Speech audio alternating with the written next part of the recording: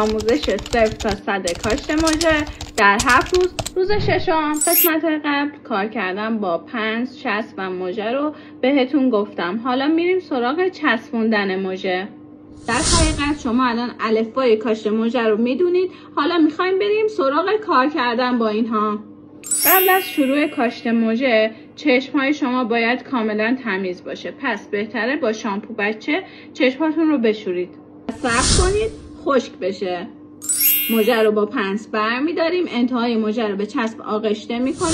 با دست غیر غالب پلک رو به سمت بالا میکشیم و حالا مژه رو با زاویه 45 درجه با فاصله 1 الی 1.5 میلیمتر از خط رویش مژه میچسبونیم. اگر بالاتر بچسبونیم حالت مصنوعی داره، اگر پایینتر بچسبونیم احساس میکنیم یه جسم چیزی داخل چشممون هست. مژه اول رو چسبوندیم، میریم سراغ مژه دوم.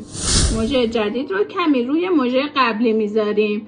با این کار خط مژه هامون صاف میشه، شکستگی هم ایجاد نمیشه و راحت میشه فیکسش کرد. هر 3 تا مژه‌ای که گذاشتیم اینطوری با پنس فیکس میکنیم.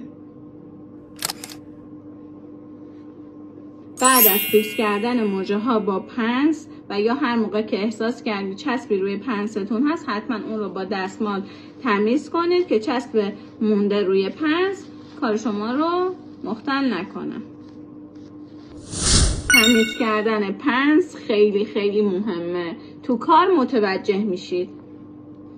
با من مژه کار خودت شو. عاشقتونم.